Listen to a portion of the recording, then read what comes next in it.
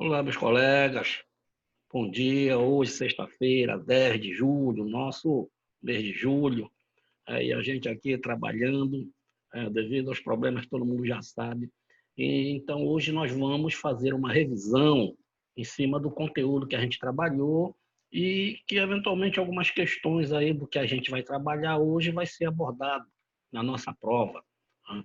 Então, vamos lá pegar nosso livro, fazer uma revisão a partir da página 78. Tá?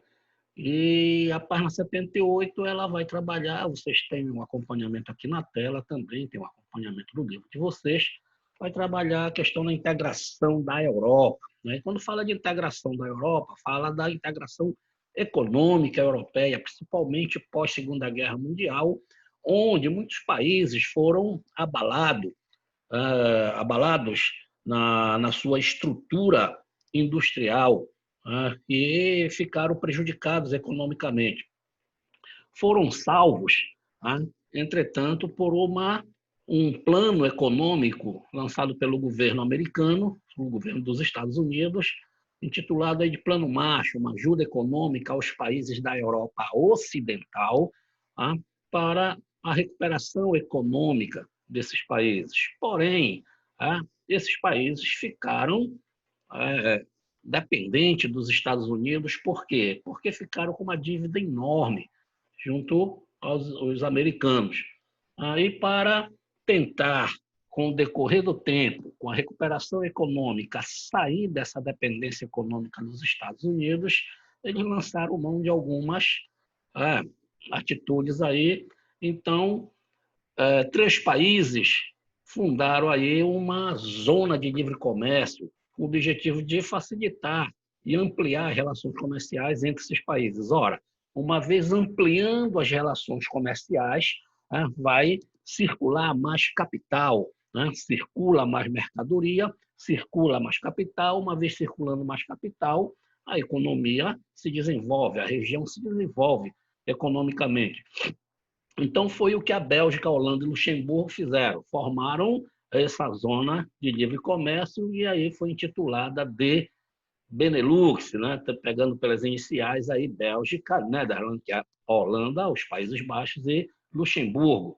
Então, aí começa o primeiro passo, né? Foi o pontapé inicial para a formação do hoje chamado Bloco da União Europeia, o Bloco Econômico da União Europeia. Partindo para a página 79, nós vamos ter aí, já em 1952, vamos relembrar que o Benelux ele surge ainda em 1945, as primeiras tomadas de decisão aí para a formação do bloco em 1945, já no finalzinho da guerra.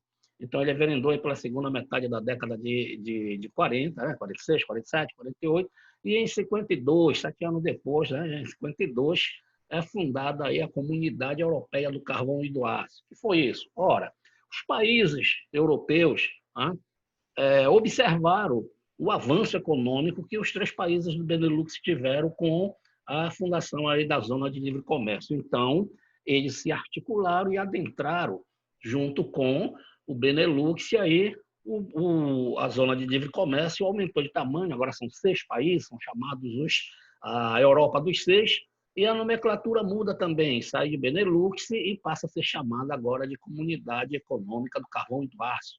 A sigla aí leva o CSA, o SECA, como queiram. Então, nós temos aqui no texto a entrada aqui da Alemanha, além de Bélgica, Holanda e Luxemburgo, agora a Alemanha Ocidental, a França e a Itália formam aí a Europa dos 6, formam a Comunidade Econômica do Carvão e do Aço. Se 3 países juntos numa zona de livre comércio já foi um avanço econômico, com os 6 países, então, melhorou muito mais.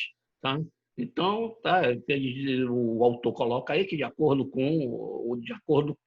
o acordo fundado pelos países do Benelux, Alemanha Ocidental, França e Itália, estabelecia a livre circulação, é bom ressaltar isso, do carvão, que é o nosso carvão mineral, combustível energético aí, o ferro e o aço, sendo que o aço ele já é uma liga metálica, né? O aço não é encontrado na natureza. O aço ele é um resultado de uma junção aí do ferro, do manganês, do silício, que quando funde os três aí já forma o aço inoxidável, né? Então, por que que é chamado do carvão e do aço? Porque quem tem ferro, quem tem manganês e quem tem o carvão mineral vem ser a fonte de energia usada pelas siderúrgicas que pega o ferro e o manganês, disponibilizam eles em elevadas temperaturas, eles, né, se derrete e essa solução aquosa aí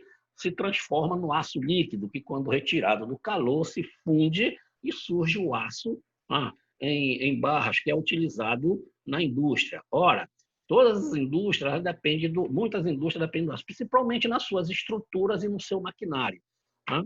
Então, como se diz aí, o carvão e o ferro é a base da produção do aço, o aço é a base do desenvolvimento industrial e o desenvolvimento industrial é a base do desenvolvimento econômico de qualquer região, de qualquer país, de qualquer continente, ok? Então, aí a seca teve um sucesso também, porque a circulação, né, do carvão mineral, a circulação do ferro, a circulação do manganês e, a posteriori, com a produção do aço, a circulação do aço, então a economia levou bastante.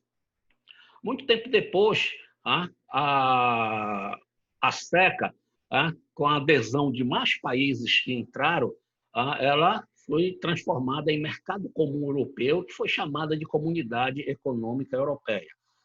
Com a entrada de mais países e com a formação da Comunidade Econômica Europeia, que tem a característica do mercado comum europeu, o desenvolvimento econômico foi maior. Por quê? Porque, além da livre circulação de mercadorias, do carvão, do aço, e vários outros produtos que as indústrias passaram a produzir até então, também foi liberado a circulação de pessoas, como tem aqui embaixo, vocês vão acompanhar, fazendo a leitura desse parágrafo.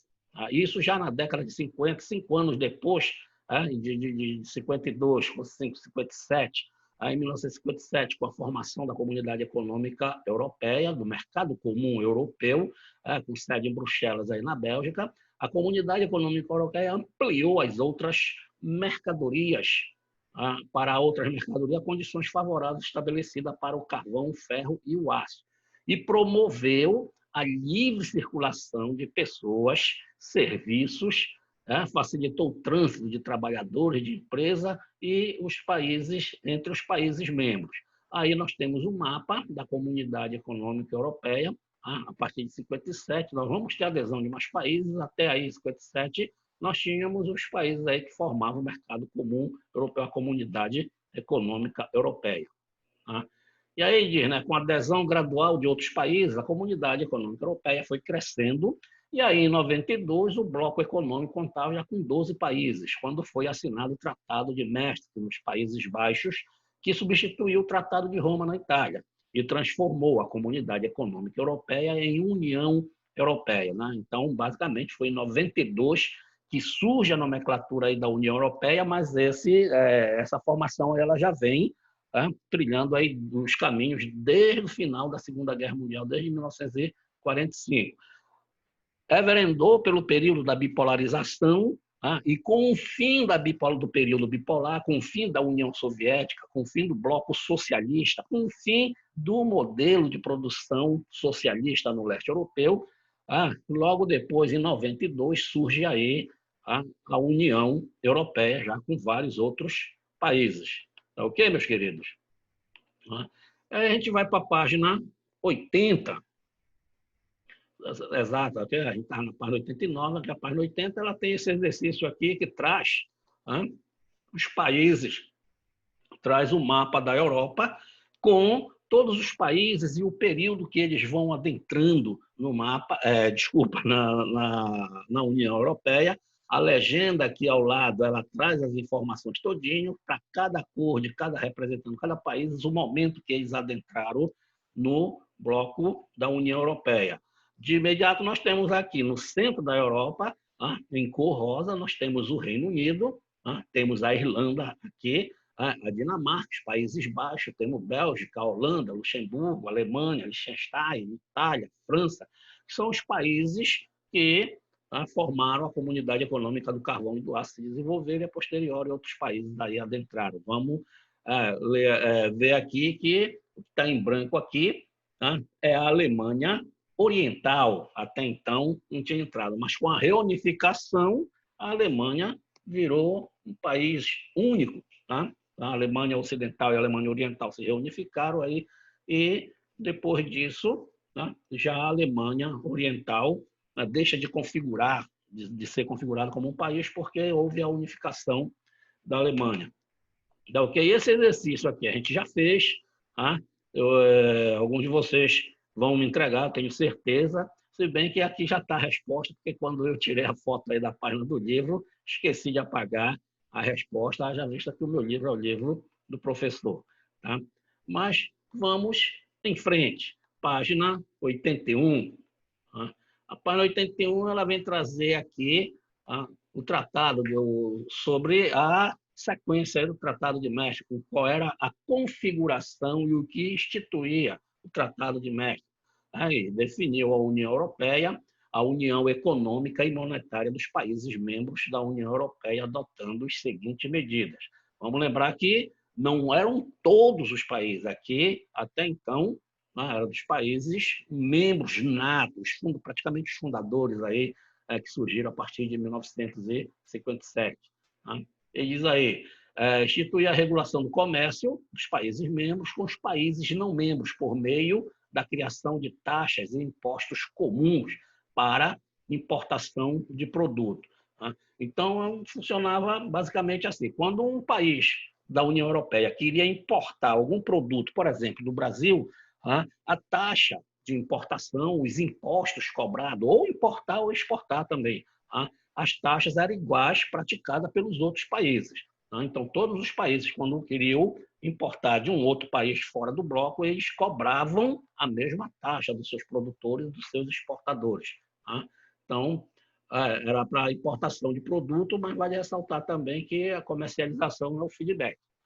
O outro ponto aí é a livre circulação de bens, serviços, pessoas e capitais no interior do bloco. Isso daí a gente já descreveu tranquilamente. O outro aí é a criação da zona de livre comércio, também já falamos, isso é o primeiro passo da formação de um bloco econômico, com a redução e eliminação de impostos e taxas sobre comércio realizado entre os países membros, mas que no caso é a questão da União Europeia propriamente dita. Aqui nós temos criações de leis fiscais de trabalhistas comuns. O que significa isso? Que uma lei trabalhista na Alemanha é a mesma lei trabalhista aplicada na Inglaterra, é a mesma lei trabalhista aplicada na França, na Holanda, na Bélgica, e assim sucessivamente. Então, todas as leis trabalhistas são iguais. E depois até mesmo fizeram um tribunal comum onde as leis de relações civis, as relações comerciais, e as leis de caráter, por exemplo, criminal, elas vão ser a mesma praticada. Não adianta o cara praticar o crime num país da União Europeia e fugir para outro país, porque lá a pena vai ser a mesma, inclusive com uma relação jurídica intrínseca aí. E vamos ter também a introdução da moeda única, aí vão formar a zona do euro. Vale lembrar aí que a gente tem aqui uma leitura que a gente vai fazer para entender bacana. Então, não foram todos os países que participaram da moeda única, da zona do euro. São da União Europeia, porém não são da zona do euro. Então, tem em janeiro de 99, Alemanha, Áustria, Bélgica, Espanha, França, Finlândia, Irlanda, Itália, Luxemburgo, Países Baixos e Portugal participaram do lançamento do euro, a moeda única europeia. O euro a gente conhece. Em 2002, as cédulas começaram a circular para efetuar quaisquer pagamentos e as moedas nacionais dos países adotantes do euro foram extintas. Alguns países, no entanto, não aderiram à moeda comum por não terem cumprido as exigências econômicas para a sua adoção. Ou seja, o equilíbrio econômico, o equilíbrio fiscal, financeiro, o equilíbrio econômico, no geral, do país não chegou próximo do patamar dos países da União Europeia, então, que já participavam da zona do euro, então eles foram impedidos de participar da zona do euro. Outros outros por temer a perda da soberania, que representa o fim da emissão do papel de moeda própria, como foi o caso do Reino Unido, da Suécia e da Dinamarca. Esses países não adotaram o euro. Tá? São países desenvolvidos economicamente, muito importantes dentro da União Europeia, mas não quiseram, por questões, podemos dizer, até cultural, tá?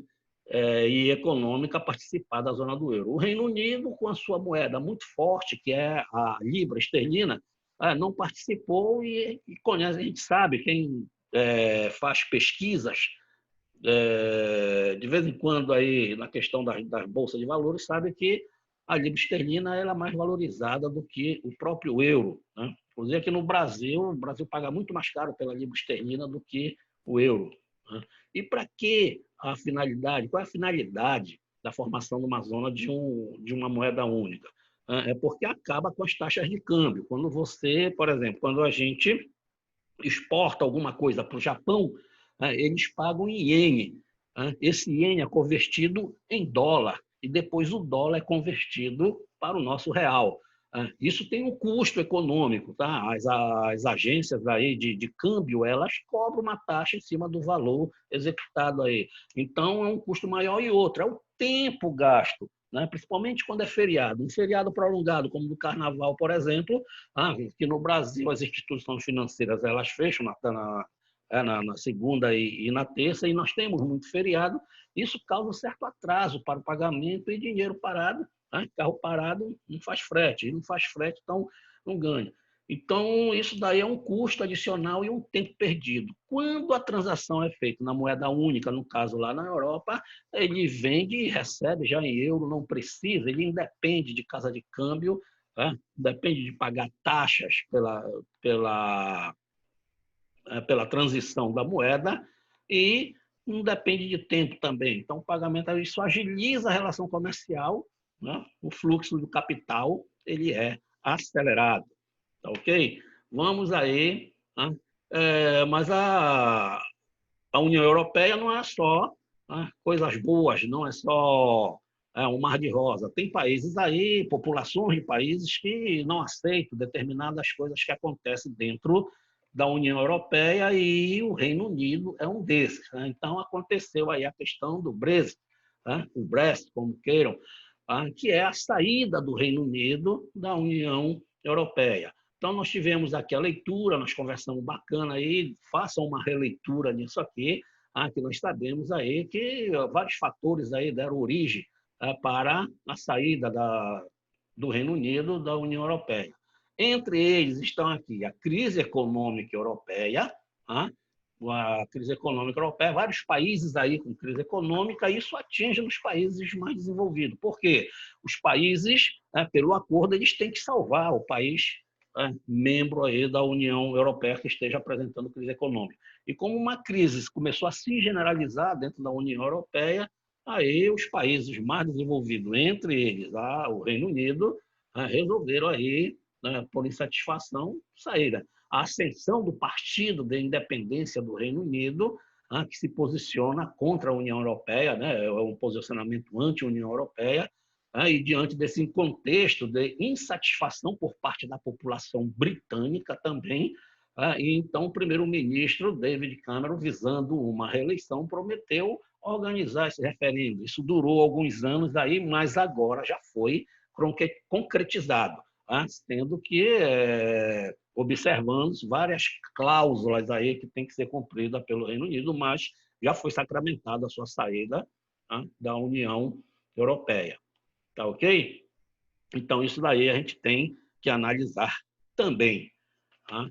Vamos nos adiantar aqui na nossa revisão da nossa aula de hoje. Aqui na página 84, nós temos um exercício aqui que pede a elaboração de gráficos sobre países da União Europeia, ou seja, ele mostra a elaboração aqui. Nós temos a União Europeia, o índice de desigualdade de gênero, países aí, outra coisa que é muito questionado na Europa, a questão aí do respeito ao que diz, o que é adicionado às questões da desigualdade de gênero. Né? Tem aqui o ranking mundial do índice, que eles falam aqui, o IDG, né? O Índice de Desigualdade de Gênero, Então, aparece aqui os países da Europa que são aí os países selecionados aí no ranking, tá? Os que adotam, os que respeitam na realidade.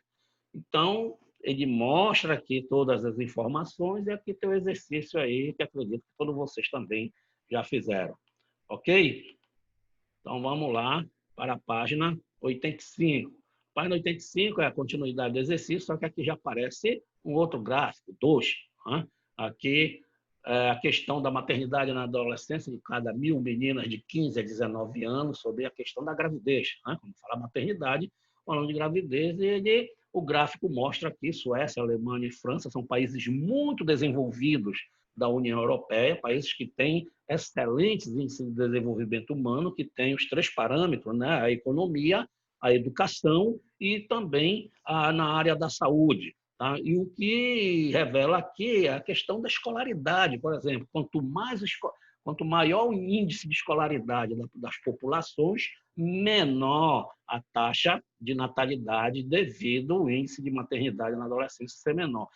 Porque essa maternidade na adolescência, que é de 15 a 19 anos, ela prossegue aí para 20, para a faixa etária de 20 a 25 anos de idade, onde as mulheres da Europa elas preferem gerar um filho ou constituir uma família depois da sua independência financeira, depois que eles já estão estabelecidos, depois que elas estão estabelecidas no mercado de trabalho.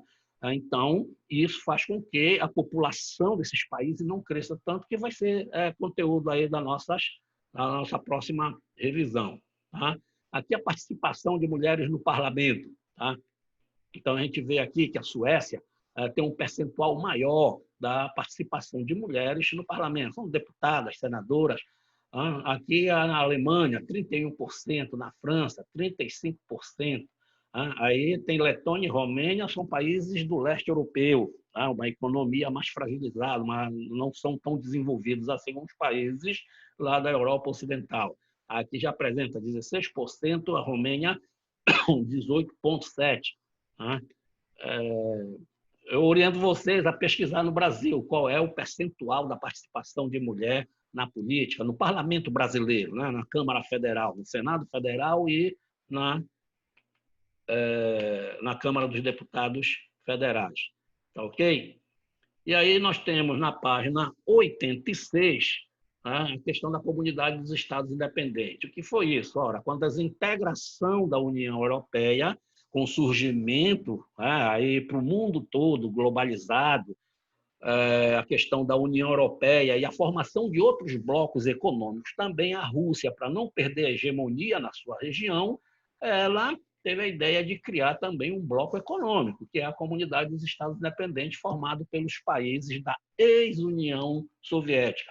Há alguns países que formavam a ex-União Soviética, porque muitos não quiseram entrar, como foi o caso da Letônia, a Estônia, a Lituânia, que logo, esses 3 países aqui, logo bateram as portas da União Europeia, já na década de 90, 92, 93, para a tentativa de entrar na União Europeia, fazer parte da União Europeia. Todos os países aqui viraram capitalistas, deixaram de ser socialistas, mas tem uma característica que muitos países têm armas nucleares, muitos países produzem petróleo e gás natural, então a Rússia quer manter a estratégia aí da distribuição, da produção desse combustível fóssil, principalmente para o parque industrial da Europa Ocidental.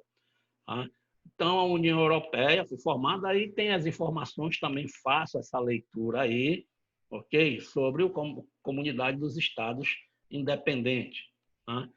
E aí vai sobrar para a gente, na próxima aula, a questão da população europeia, que a gente vai falar aí da questão da natalidade. Aqui nós temos a distribuição da população, a densidade demográfica, mas a gente vai conversar isso aqui na próxima aula. Tá ok, meus colegas? Então, para a semana a gente volta, hoje essas 2 aulas esticadas, aí, mais de 30 minutos aí de aula, ou através de videoaula. Então, sexta-feira, na quarta-feira a gente volta.